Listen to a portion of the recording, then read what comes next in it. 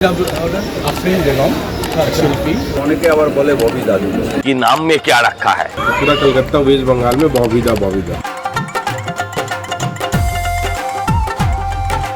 নামে কি বা যায় আসে? সত্যি কি নামে কোনো যায় আসে?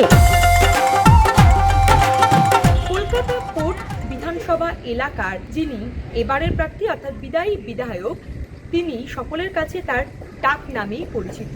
বেশি ভালো লাগে ববিদা।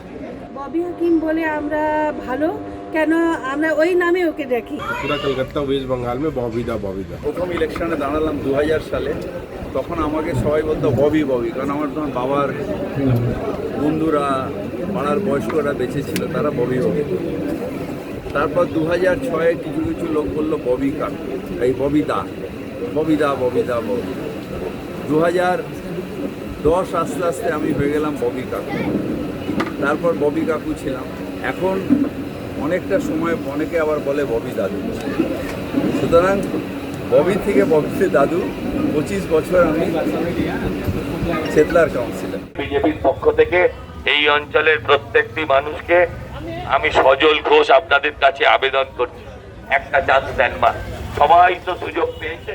সজল ঘোষের যেমন পরিচিতি রয়েছে, তার থেকে বেশি তার যে ডাক নাম রয়েছে দেবু, সেই এলাকার মানুষ দেবু নামেই বেশি তাকে চেনে। কিছুদিন আগেও মানে সজল বললে আমি ডান দিক বাদিক তাকাতাম আর কি। সজল ঘোষের থেকে দেবু ঘোষ বলে বেশি আপন মনে হয়। নাম একটা এমনই জিনিস, যেটা জিনিসটা আপনার, আপনি ব্যবহার করেন না, ব্যবহার করে অন্য লোক। ইদানিং কালে একটু নিজের নাম সজল মাঝে মাঝে মনে হয়, হ্যাঁ আমি দেবু থাকতেই বেশি স্বচ্ছন্দ, এটা বলতে পারি। যাদবপুরের মানুষের ভালোবাসা পাথেয় করে আমি ফিরহাদ হাকিমের থেকে তার বেশি পরিচিতি এলাকার কাছে ববি হাকিম, সেরকমটাই যেমন দেবব্রত মজুমদারের তার আসল নামের থেকে মলয় মজুমদার নামে বেশি পরিচিতি।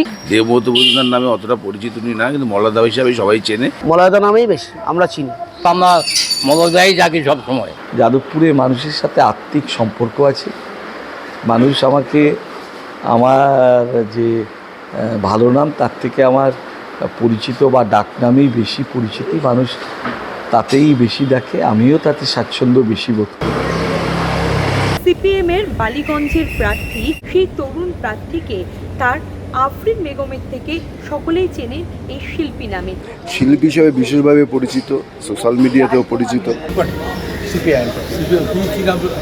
आफरीन बेगम शिल्पी শিল্পীটা অবশ্যই বেশি আকর্ষণীয়। তিনি আমাকে শিল্পী বলুন, তিনি আমাকে আফরিন বলুন, দুটোই আমার কাছে একই। আমি একইভাবে তাদের কাছে পৌঁছাবো। একটা সুযোগ 5টা বছরের জন্য চাই। আফরিন শিল্পী বেগম, হ্যাঁ এটা একটু পড়বে। এখন দেখার এই ডাক নামে পরিচিত যেসব প্রার্থীরা, তাদের কি ডাক নামের জন্যই কি ভোটের বাক্সে বাজিমাত হয়? বিউ সরকারের রিপোর্ট, আজকাল.in।